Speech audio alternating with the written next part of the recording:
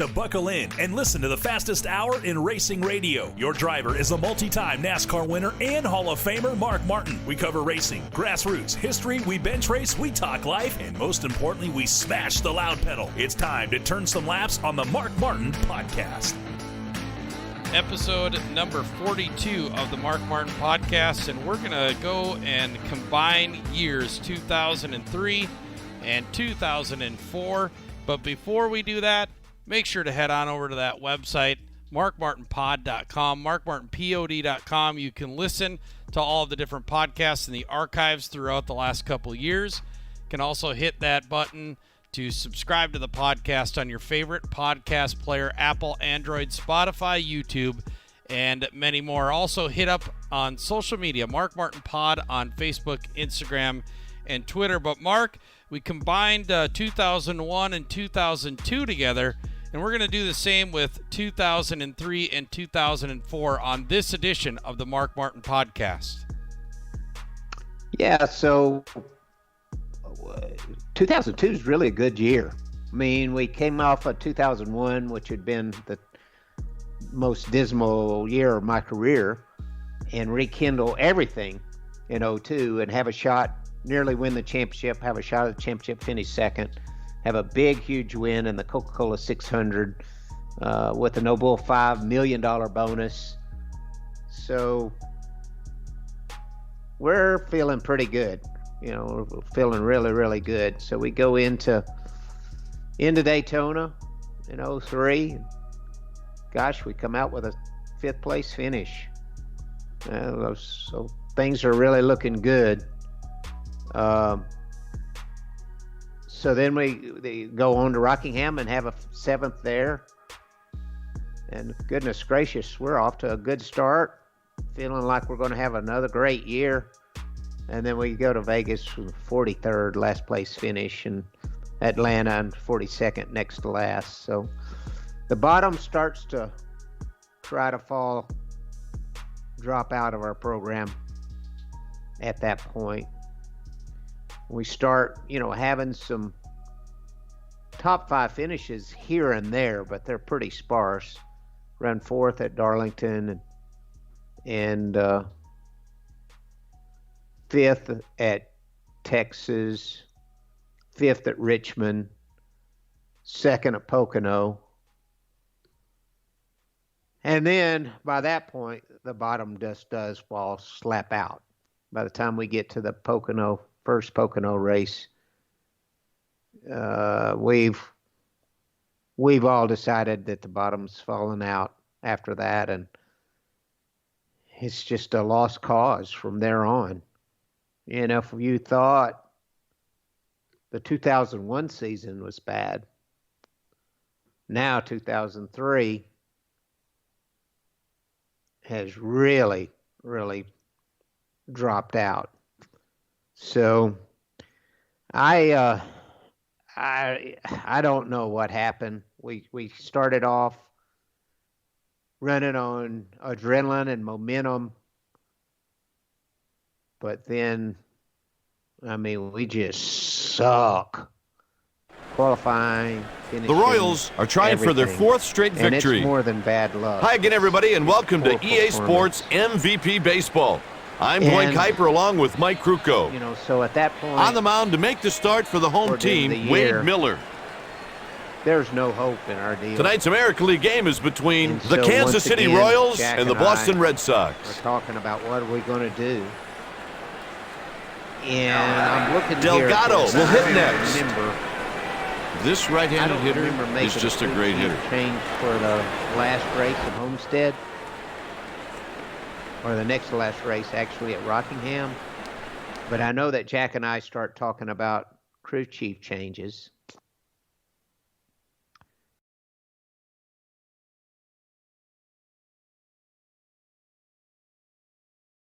You can go from I should start a podcast to actually starting a podcast with Spreaker. Spreaker's tools allow you to record, manage, distribute, and monetize any podcast idea, whether it's about your business or even your cat. And as your podcast grows, Spreaker helps you manage your success and even monetize it. That means all you need to get started is a microphone and a really good idea. Learn more and get 30% off at Spreaker.com/get started. That's SPREAKER.com/get started. Race fans, it's time to buckle in and listen to the fastest hour in racing radio. Your driver is a multi-time NASCAR winner and Hall of Famer Mark Martin. We cover racing, grassroots, history, we bench race, we talk life, and most importantly, we smash the loud pedal. It's time to turn some laps on the Mark Martin Podcast.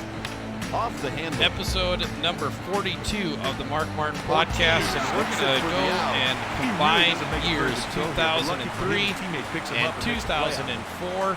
But before we do that, make sure to head on over to that website, markmartinpod.com, markmartinpod.com. You can listen to all the different podcasts in the archives throughout the last couple of years. You can also hit that button to subscribe to the podcast on your favorite podcast player, Apple, Android, Spotify, YouTube, and many more. Also hit up on social media, Mark Martin Pod on Facebook, Instagram, and Twitter. But Mark, we combined 2001 and 2002 together, and we're going to do the same with 2003 and 2004 on this edition of the Mark Martin Podcast. Yeah, so this guy's a prime candidate. 2002 is really a good year. I mean, we came off of 2001, which had been the most dismal year of my career, and rekindle everything in 02 and have a shot, nearly win the championship, have a shot at the championship, finish second, have a big, huge win in the Coca-Cola 600 with a No Bull $5 million bonus. And here's a look at the defense alignment. So we're feeling pretty good. You know, we're feeling really, really good. So we go into Daytona in 03. Gosh, we come out with a fifth place finish. So things are really looking good. So then we go on to Rockingham and have a seventh there. Can't get the 95-mile-an-hour heater over. Goodness gracious, we're off to a good start. Feeling like we're going to have another great year. And then we go to Vegas, 43rd, last place finish, and Atlanta and 42nd next to last. So he's walked the lead the bottom starts to it's too bad he watched this try guy. to He just lets fall, him get away. drop out of our program Next up, David Ortiz. at that point. This guy's a We steady start, hitter. having some Out of the top zone, five that's finishes a ball. here and there, Guy, but this they're guy can pretty flat out sparse. slap a bag. Run fourth He's got at a good Darlington situation to go on here. Let's see what happens. and Gets the call for a strike. fifth at Texas, fifth at Richmond, He painted the black second on at the inside Pocono. edge. He showed excellent command with that pitch. And Strike then right on the by edge that of the zone. point, the bottom just 2-2 count. slap He's out. got one pitch By that the is time we get superior to the the rest. first Pocono race, Got him looking. we've He goes right after this we've guy to all get the decided strikeout. that the That bottom is is great falling stuff. out after that, and it's just a lost cause from there on. Stepping in. And if you thought the 2001 season was bad, Out of the zone, that's a now ball. 2003 His pitches consist of a four-seamer, a so-so slider, and has a middle really, curveball. really Throws dropped it over out. for a strike.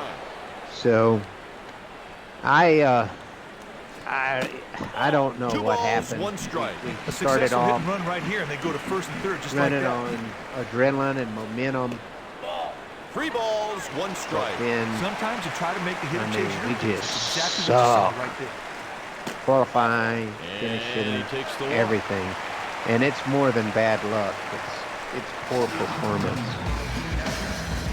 And, so at that point, toward the end of the year, Stride right on the inside corner. there's no hope in our Infield's got to deal. think about playing a double play depth right now. And so once again, Jack and I Strike are called talking at the about knee. what are we going to do. And I'm looking here at this, Hit and I towards don't second base. remember. He goes I hard don't into remember second making base. a crew That chief takes care of change the for side with the the man last left in race at scoring Homestead, position. Flawless or execution the next to last right race there on the double actually at play. Rockingham. After But I know that one, Jack no and I score start here. talking about crew chief changes. For more on MVP baseball, And back log on then, to easports.com. EA Sports, Jack, it's in the game. Jeff This guy's Burton and I great both against right-handed pitching, but he does all right. we He's pitched had the 70 innings luxury this of season. having a Batters lot have of had moderate say in success what against him happened with with an our average of 296. race teams and our programs. He pulls a ground That's a ball to luxury. the left side. It's also a burden Got him for the out. because you have to make decisions McDonald like is next up. getting, a new crew chief.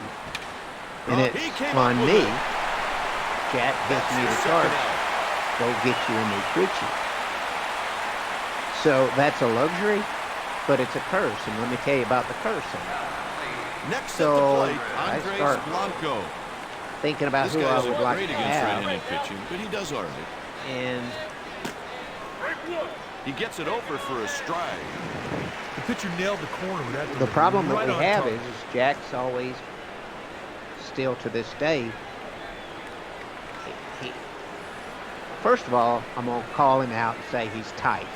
The new A1 double cheeseburger at Carl's Jr. for just $3.49. Double charbroiled beef, melty cheese, and A1 sauce. Part of charbroiled double deals. Feed your happy. Offer valid for a limited time. Price and participation may vary. Tax not included. A1 is a registered trademark of Kraft Foods. Use with permission. The new A1 double cheeseburger at Carl's Jr. for just $3.49. Double charbroiled beef, melty cheese, and A1 sauce. Part of charbroiled double deals. Feed your happy. Offer valid for a limited time. Price and participation may vary. Tax not included. A1 is a registered trademark of Kraft Foods. Use with permission. Really tight with the money. God, this guy's more than capable Second of of going the all, distance in every his time he gets on the mound. defense, I would say that he's operating On the ground, 5 teams at this point. he's on And first so- with a base hit.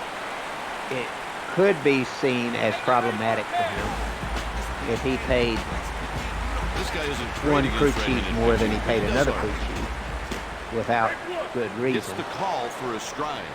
And The so, defense would be wise right here to move into double play depth. on the That's a other fastball hand, strike if I was at Jack Brown, 95 I'd say, miles look, an this hour. is This guy will Martin, punch out and more than he a few helped me batters each start time he starts. this found, from the very ground, Hey, and the pitcher he wins the battle. gets Sweet pitch to get the K. who he wants, and that's that.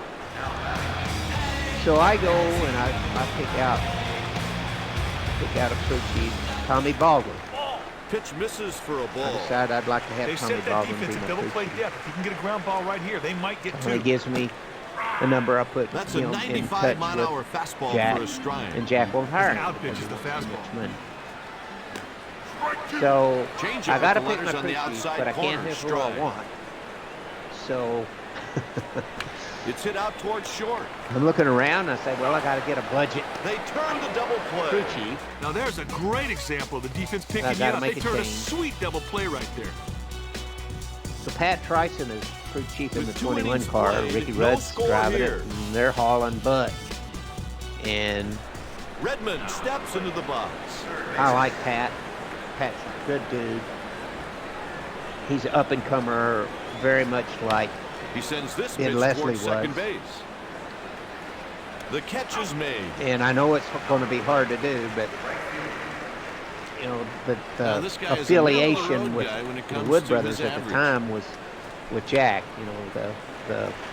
There was affiliation with cars, there was affiliation with motors, and stuff like that with the Wood brothers. So Hot Jack had a foul. good relationship with the Wood brothers.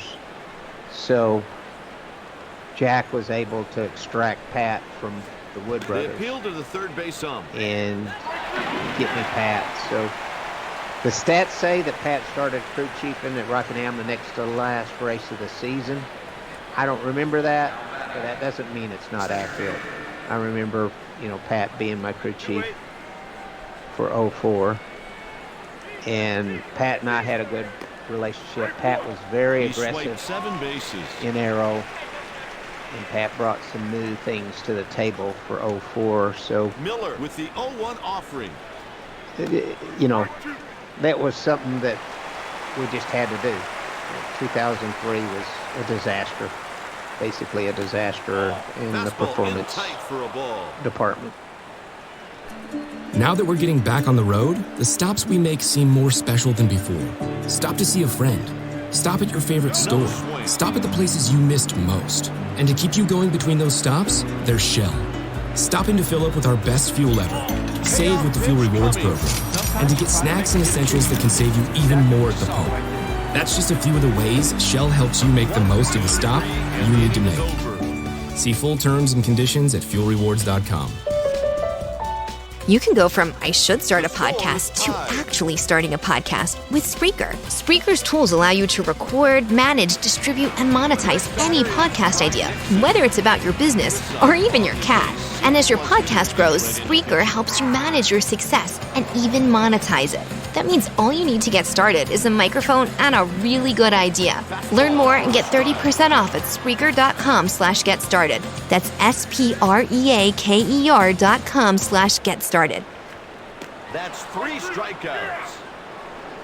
So I guess I'll just move right on into 04.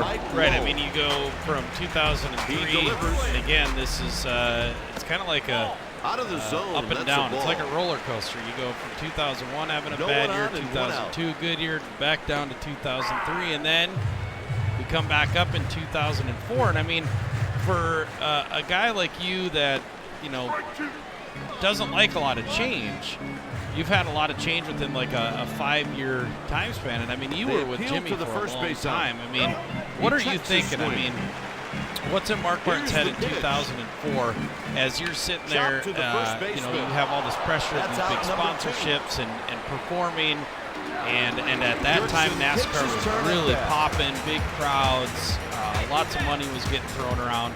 I mean, what's coming in your mind at that point in your career? I mean, it's pretty up and down at that point, right?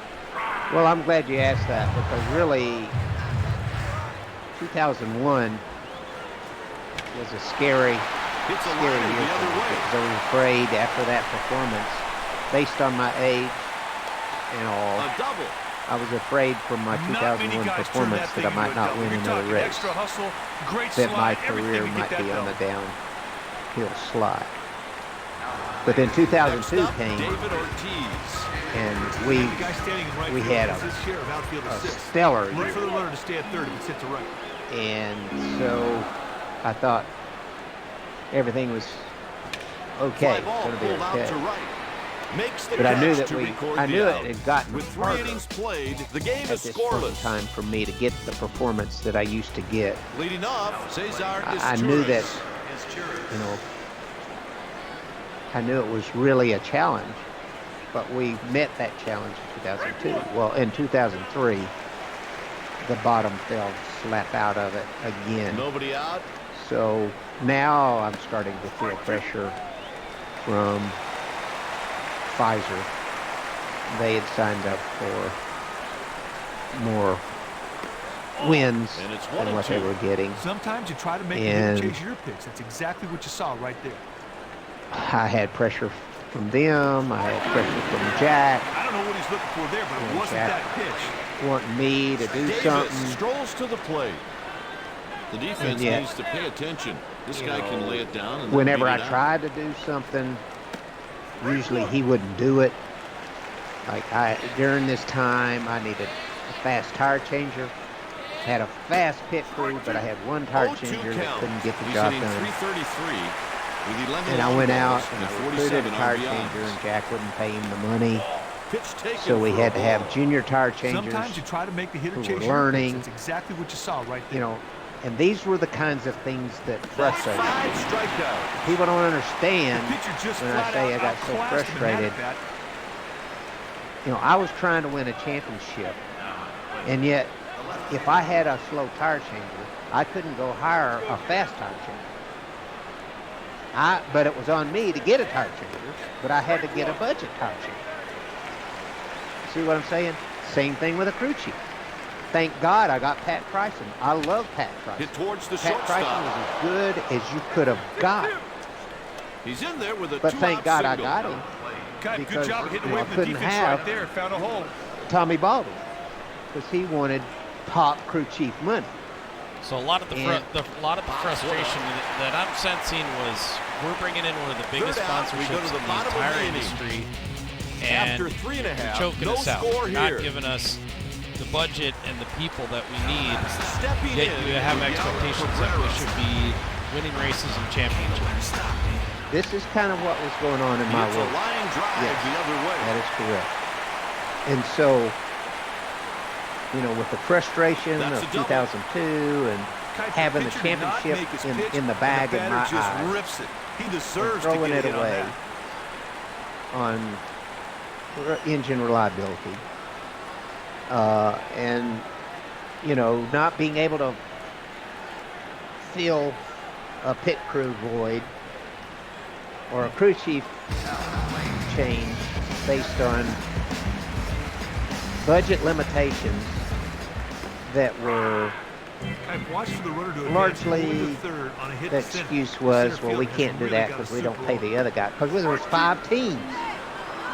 And I'm like, dude, I don't care if we have 5 teams, and I don't care if my tire changer gets more than everybody else. He makes the Of the 5 teams. I've been there the longest. My time's up. I'm getting old. Next at the plate, And I can't do this much longer. And I love Jack Roush to death. And he wanted me to win a championship so bad. He wanted it worse than I wanted it. I mean, for me. He wanted that championship for me. Worse than I even wanted it. But yet, the ball is hit he right felt back he up the couldn't middle. do the things that I felt like And the first run of the game crosses had to be home plate. done Got a good pitch to hit or right needed there. to be He's putting done the to put me in a outfield for position to race for it. So, yeah, I'm so frustrated. I'm out of my mind at this point in time. And the performance sucks. And so we go into 04, and we go to Daytona, the world center of the thing. And we finish dead ass last, 43rd. Pat Tryson, our new crew chief. No swing, he checked in And, time. so I'm looking forward to Swing working and a with miss. Pat. We go to Rockingham, run 12th, go to Vegas and run 5th. So, we've shown some speed, a little bit of speed, a little bit of hope. Fly ball taken to left. But we're not qualifying good. We're qualifying in Puts it 20th away for every the week, out. 20-something. That's not good. We go to Get a nice Darlington, pitch there to qualify get the fly ball. 20th, Nice work. finish 7th. So we're racing This good. guy here is dangerous in the batter's box. Racing okay. And we continue to bump along there. And then we go to my now favorite track. And that is They ask Dover. the third base umpire if he Qualify swung. 7th. And we win the race. And what's awesome about winning that Hit race towards the is, shortstop. and this may not be the race that I'm There's an thinking out. of. After May 4 not be. innings, the Royals trail But by only 1 run. I think we won this thing on fuel mileage. And that was something that we had never done. We won The pitch is one hit to race center or 2 field. races on fuel mileage, one for sure. He's And on with a leadoff single. this is a really The good, next batter is Andres Blanco. really good racetrack for me, Dover is. So He tries to getting push that one. race He flips it win to the pitcher covering. did a lot of good for us. First baseman But picked we up the still- front, made a good play on it. We still were inconsistent. We'd have a top 10, and then a bad finish. We go to Redmond up Pocono and run next. second again. We go to Watkins Glen and run third. We go to Michigan and run second. So we're really running good. Pitch We go to taken Dover for a ball. the second time and run second. And then we go to Atlanta and run second. And then we go to Darlington It's at hit the out end of the towards year and short. run second again. So, And he's out. I got to say that even though we're very inconsistent and not a championship contending car, we're laying down some badass finishes at times. Just at other times, we're having trouble. But I couldn't be, He barely got a piece of that one. I really couldn't be more pleased with the crew chief change at this point. Pat and I get along really good. Pat does a great job. And I got a lot of love in my heart for Pat And 0-2. to this day for him coming to Roush and getting me back on track and get me in the winner circle Going into again. the bottom of the fifth, the Royals trail So, by 1. But still, if you look at the inconsistency of my year, it's very questionable. I'm pretty concerned about me being able to perform on the level that I had performed in the 90s. And this reoccurs, with the 2001 season, the 03 season, and even though we win and run second several times, 04, it's still haunting me. So we got some good runs, but we're not as consistent as I was in the 90s. So it's really on my mind at this point in time and weighing on me heavy.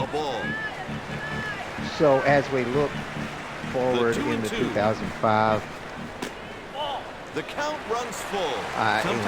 This is all really weighing heavy on me. And ground ball to the second baseman. 2005 is the contract year in the game.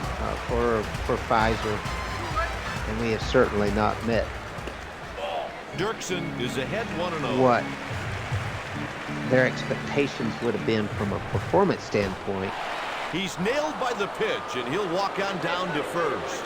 So He's dropping some stank eye on him right now. 2005 will be pivotal for that reason, because we need to up our game in 05 or it's going to be sponsor hunting at that point in time. So we'll get into 2005 at a later time, but I don't think you can really put into words the enormity at that time with the sponsorships, this dude just pressure. I mean, every week was almost a different paint scheme. That was when, back NASCAR was just on fire with attendance and TV ratings and things like that. I mean, you said the pressure, and you said but I don't think that people can really realize the enormity of what it was at that time. It was a monster in those years, correct? Yes, it was. And we're talking about 43 car fields and having 50 cars show up. You're talking about 3 to 7 cars a race, not making the race and going home. They have to believe he can bunt at any time. The competition level probably ahead 2-1. the toughest it's ever been right here during this era. But there's a lot going on, and it's a maddening, everything is just wearing on you because the performance is not there. The competition is so severe. And the pitch. The fans are everywhere. They are all over. I mean, sold out racetrack. Comes to the plate. The pit road and garage area is mad. The fans are like rabid, and the traffic getting in and getting out of these racetracks is a nightmare. And it just, everything about this thing is starting to just wear you down. It's so heavy on you.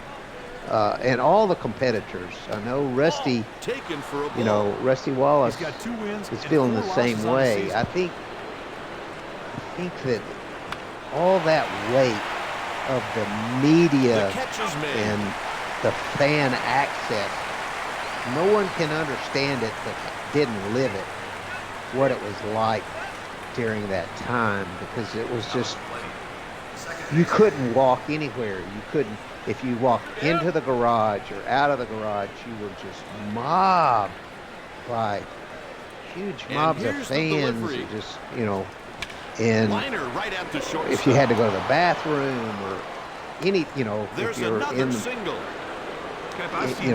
if you're in the garage and had to leave the trailer to go to the bathroom, for example, or go to the driver's meeting or anything. This guy is okay It's against just right-handed pitching.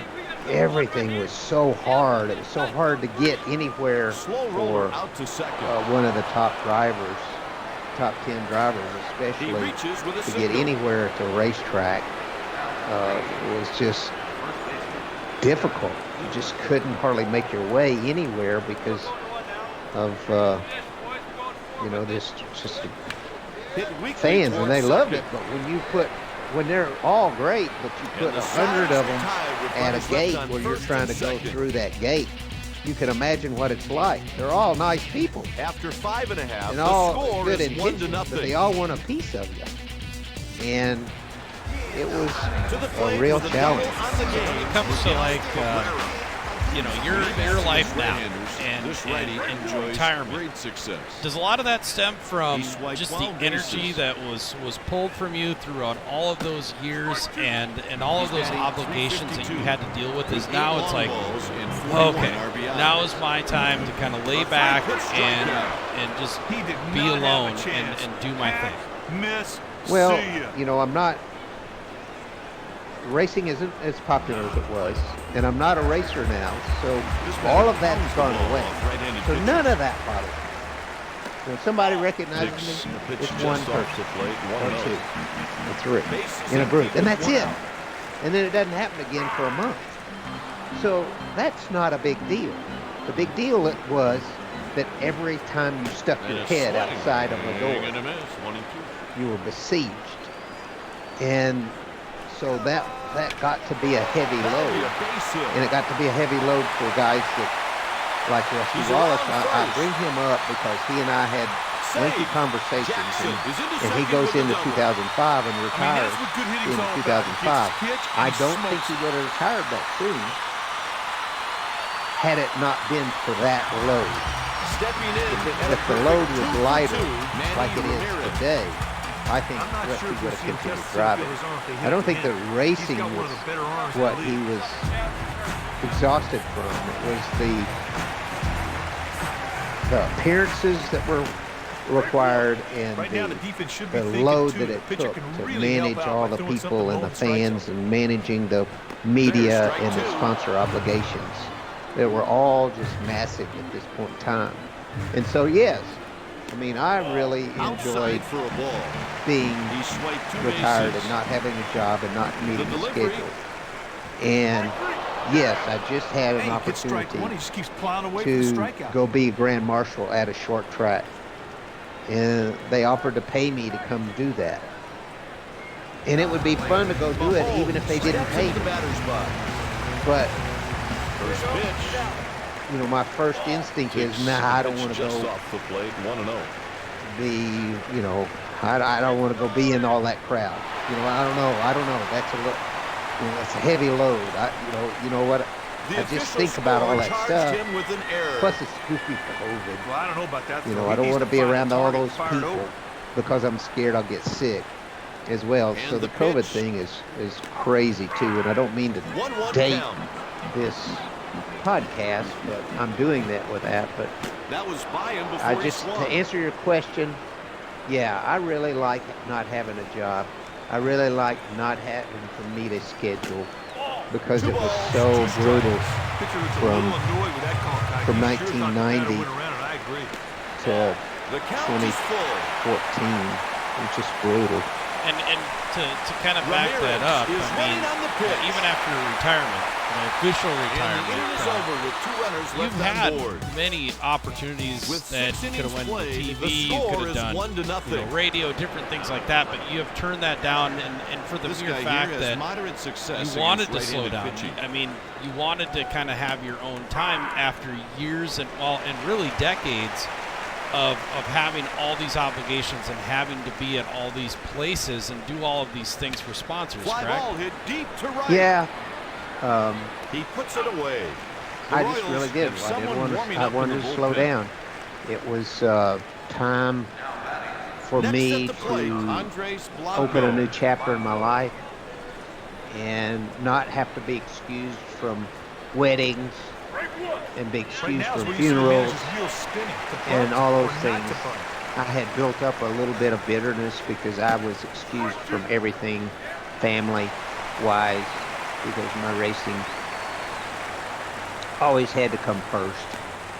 I had sponsors and hundreds of people that relied on me, and I couldn't ever let them down. To the right side. And I couldn't miss a race, and I couldn't miss a practice, and I couldn't miss a pickup with the test. And that's just how I roll, because the people depended on me. And so I was always excused from everything, and I didn't want to be excused anymore. I wanted to be able to open a new chapter and be a regular person and spend time with family and friends, develop friends, so that I could be around friends and just a lot of different things like that. And it's something that I just didn't allow myself to do for 40 years. And really the only obligation outside of that is this pain in the ass podcast, right? Yeah, I'm going to keep hammering until I get all these years done, because they are kind of a pain. And then once we get all those done, then we'll just do stuff that's fun. But for now, I feel it's important for my fans and for recording it down in history, sort of like doing a book, where you just lay down your memories. There's a lot of cool things that we could do on this podcast, but for right now, we need to hit the high spots of the racing, and then we'll come back and have some guests and talk about racing, and that'll jog my memory, and there'll be stories like there have been on the other podcasts that I've done where we tell stories. I'm going to tell stories, but I don't remember all of them as we go through each year. But it's important to lay down the years. The first 5 years is really fun, because we're talking about the haulers and the trailers and all the crazy things. My memories up until 1982 are vivid. I can tell you most everything about everything until then.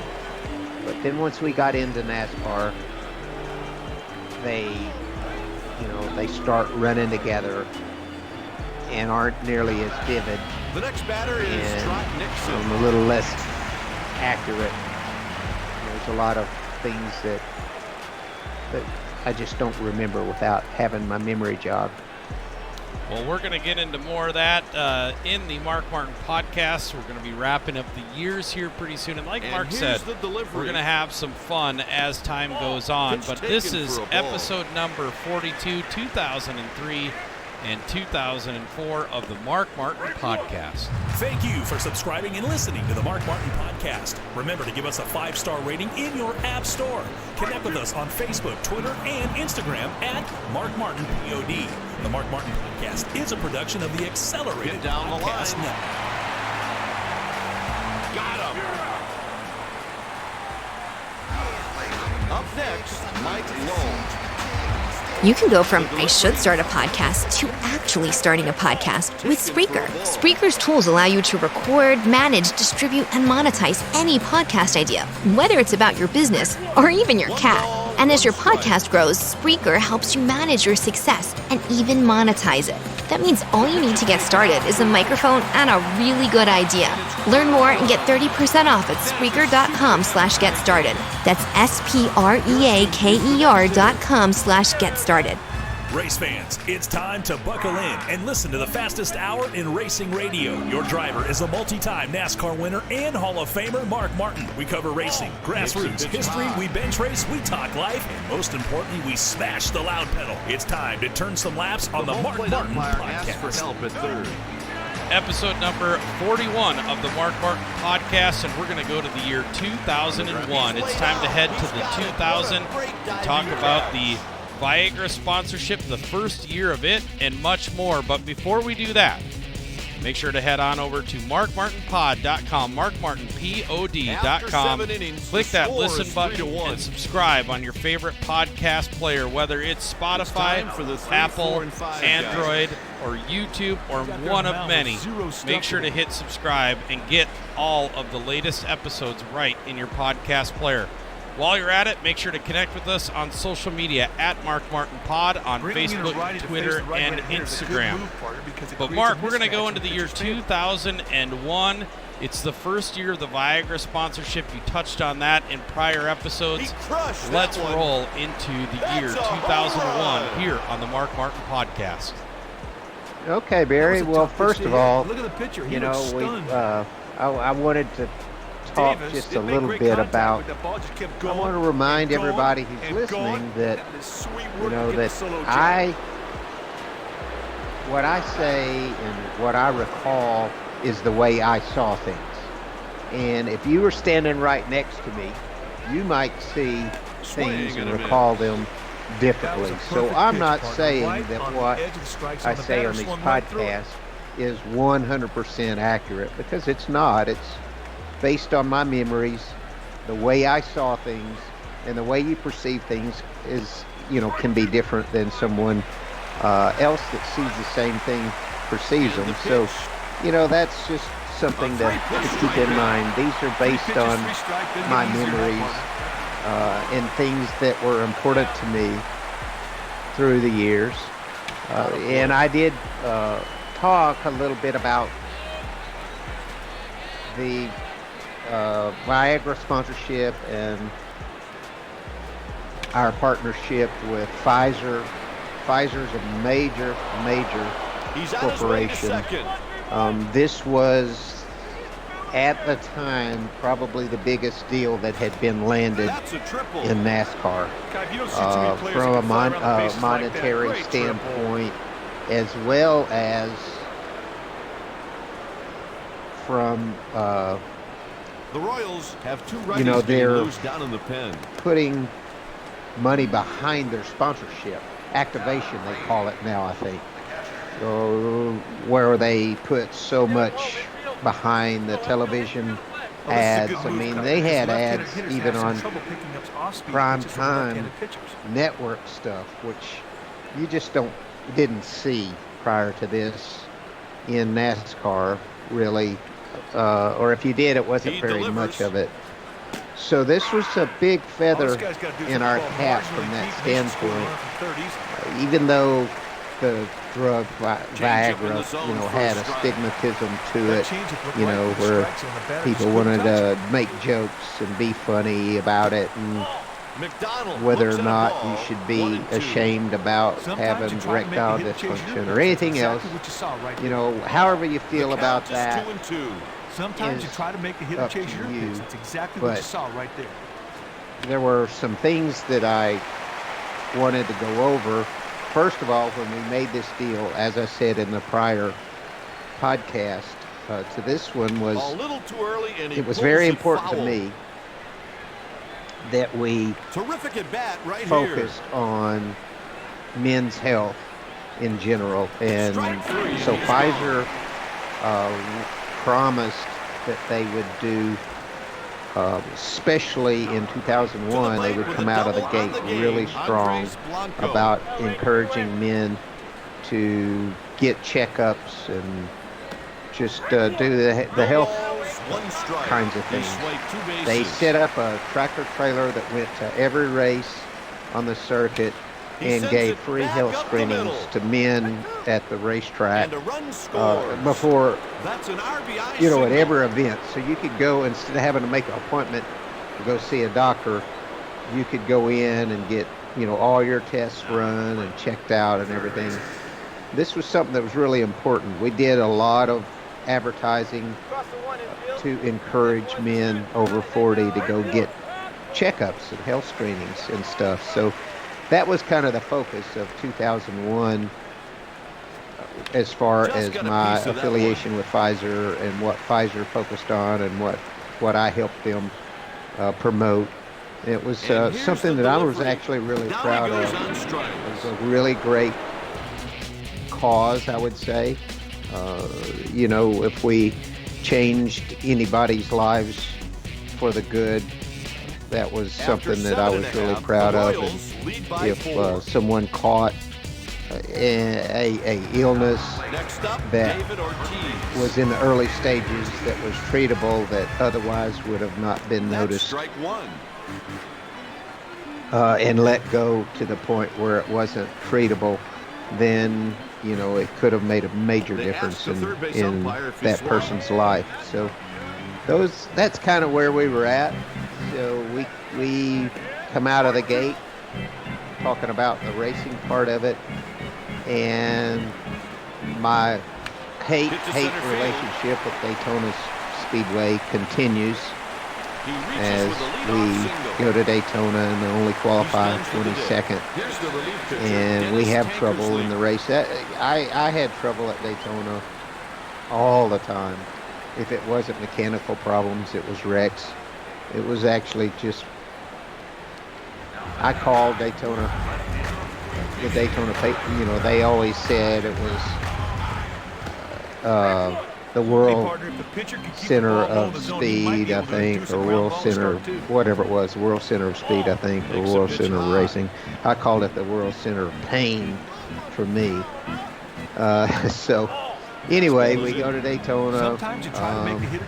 Jimmy Finnick and I, have had great years together, 97, 98, 99, even 2000 was a decent year on the racetrack. And now it's a full we go to the next race is Rockingham and qualified 17th and finished 20th as well. So I'm just looking at the stats right now, and I just want to say that 2001, with exception of having a new sponsor and the good things that we did there, and some other good things I'm sure that we did or that I did or whatever that I can't remember, don't remember, it was pretty much a pathetic season. He belts it way back.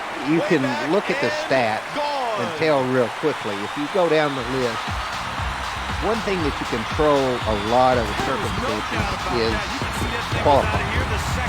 When you talk about 500-mile races, controlling all the circumstances and the outcomes are much more difficult. But qualifying is a good indicator if you're hauling ass or not. And, I can sit here and just see, we only got 2 poles. 2 poles for me in a season is not very good. And they were both on short tracks, oddly enough. So I'm sitting here knowing that the lack of speed was in aero. I mean, I just know it because I know how this stuff works. I see that we qualified on the outside pole at Loudon, one of the races as well. So Loudon would be less aero dependent than most places. He was fooled by that. Somehow or another, we got off on aero. We had them killed in '98 on aero with the new Taurus, and we just eventually got ourselves behind. We just didn't run good. I mean, I'm looking at 41st at Atlanta, 34th at Bristol, 39th at Martinsville, 40th at Fontana. It's a foul ball. I mean, this is all early in the season. My gosh, it's pathetic. 32nd at Dover, 34th at Rockingham. Now with that new sponsorship probably came, some pressure to perform with, the Myers sponsorship. I mean, do you recall any of that year? I know that there's not a lot of good finishes. There's a couple poles, but was there any pressure from that side? Knowing going into this, we've got a really great program going, really great sponsorship. We're doing a lot of wonderful things with Pfizer on the men's health side. But is there any pressure from that, and was that part of the results? The pressure starts to build. Obviously, they were thrilled to sign us. One of the very top cars. One of the top 5 or 6 cars on the circuit had been historically since 1989. So we have, they had scored a big one, being able to sign us. And they obviously had expectations. They were smart enough to understand that racing was was a little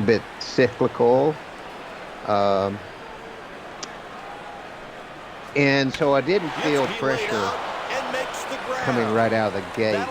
And as we went through the year of 2001, and we just were miserable finishes, miserable speed. With 1 inning left to play, I got more consumed with that than I did. I could have. I was totally tone deaf to the possibility that the final inning. Pfizer might have been hoping or expecting more out of us than what we were giving. Amigo pintor, en Sherwin-Williams sabemos que tus clientes son tu prioridad y que quieres ofrecerles solo lo mejor. Presentamos Emerald Rain Refresh, pintura formulada para deshacerse de la suciedad al contacto con el agua. Cuenta con protección UV y una cobertura ultradurable para asegurar que siempre se verá bien, minimizando el mantenimiento para los dueños de casa. Para un look recién pintado y duradero, elige Emerald Rain Refresh de Sherwin-Williams. Y recuerda, cualquiera pinta, pero solo algunos son bien pro. You can go from I should start a podcast to actually starting a podcast with Spreaker. Spreaker's tools allow you to record, manage, distribute, and monetize any podcast idea, whether it's about your business or even your cat. And as your podcast grows, Spreaker helps you manage your success and even monetize it. That means all you need to get started is a microphone and a really good idea. Learn more and get 30% off at Spreaker.com/get started. That's SPREAKER.com/get started. It was the sound was deafening to me from the performance on the racetrack. Sometimes you try to make and we did get we ran in the top 10 when we didn't have trouble, but more often the latter part of the top 10 rather than top 5s. It was just really a challenging season, and we just one of those years where not only did you not have the speed, but we also had a lot of bad finishes. And so this was the first year probably since 1988 that we hadn't been a top 10 car points wise, and a top 5 car really for the most part points wise as well. And it was just, we had just dug a hole, and you're talking about frustrated. We were frustrated, and just one of those times in my career where the frustration was just at the breaking point. By the end of the year, there was no question in my mind that we had to make some kind of change going forward. Low for a ball. So, I obviously Jack knew as well. By this point in time, my relationship with Jack was really strong. And Jack and I had really bonded and understood and knew each other, and was in the early stages, I would say, of becoming total blood brothers. And so, Jack and I sit down and talk about what to do. And this was during the time that Kurt Busch, had moved, Jack had moved him into the Cup series, and had some young guys around him and a young team around Kurt that was really, really doing well. Kurt was blindingly fast. He was hitting a lot of stuff still. He takes the pitch to but he was getting better at not hitting stuff, and he was blindingly fast. But wasn't really having the kind of success that he was capable of yet. But he was certainly showing speed. So Jack and I decided that what we should do is swap teams with Kurt, and put me with the young crew chief. I'd known Ben Leslie forever, and all his guys were young guys. It was sort of an upstart team with rookie built around the rookie driver. And we just felt like that Jimmy Finning would be a tremendous influence on Kurt in every way, from the experience side of it to the calm and patience that Jimmy Finning had always shown, his amazing experience and the success that he'd had with Bobby Allison and myself, and back even all the way back into the ASA days, 85 and 86 with me. It was just it was ideal for Kurt, we felt, and I felt good about going with this team. They were showing more speed than I was, 1-2 count, and showing more potential than I'd managed to show throughout 2001. So I was ready to make that change. So we decided to pull the trigger on that and make that change. And this would be a big deal. This was really a big deal. It was me stepping out of a comfort zone of having guys around me who had a lot of experience and then I was comfortable with, to moving into a team where most people on that team had not been in a victory lane, had not won a race, never experienced winning a race at the cup level. So it was something that was a big change, but something that we felt like we needed to move forward on. So let's roll right into 2002. I mean, 2001's pretty nondescript, a lot of struggling, a 12th place finish, but then a massive change not only for yourself, for the entire team, for all of Roush Racing. In 2001, I mean, looking at the stats, was a struggle for the entire team. Then the crew chief changeovers, and not only yourself, so you went from a 12th place to a 2nd place finish in 2002, and we'll touch on that. But the entire team actually had quite a turnaround and much better finishes in 2002. And was that because of all this changeover that you did to the entire organization? Yeah, there was just a lot that went into it.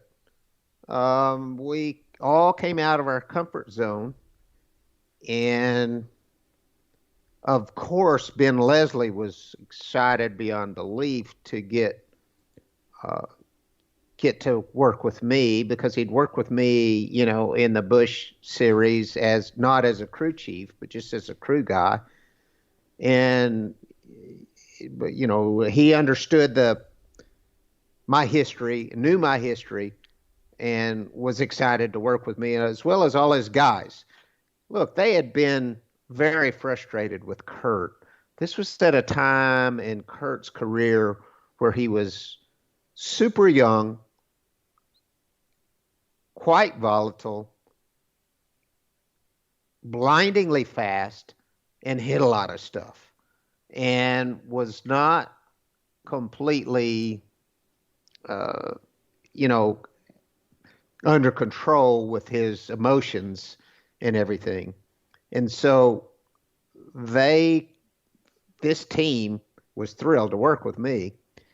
And that's always a good feeling.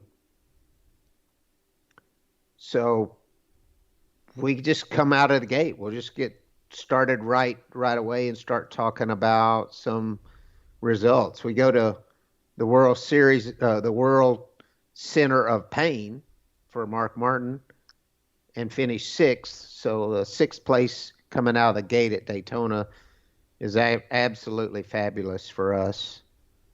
And then we go to Rockingham, and I don't know what happens there, but we wind up with a 21st place finish. But then we go to Vegas and finish 3rd, and Atlanta finish 8th. Darlington, we have some trouble, finish 29th, but then we hop back on, and start reeling off top 10s and top 5s. The guys, we've come right out of the gate with faster race cars,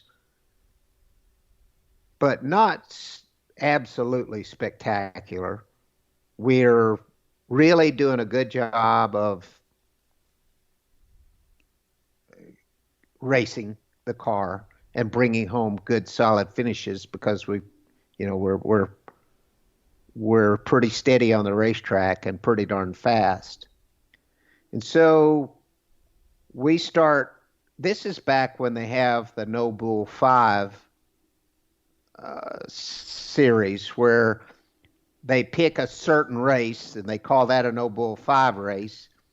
And if you finish in the top 5 in that particular race, let's say Vegas, if you finish in the top 5 at Vegas, let's just say, then you're eligible for $1 million bonus. Those 5 cars are eligible for $1 million bonus, let's say at Charlotte. So it's another No Bull 5 race. So if one of those 5 cars wins the race at Charlotte, then they get $1 million bonus. And so we managed to get into the No Bull 5 for the Charlotte race. And Charlotte is a really good racetrack for me. It's still the old Charlotte. It hasn't been repaved yet. So at this time, it's still my favorite track above Dover because it hasn't been repaved. The last repave, it fell off the top of the list.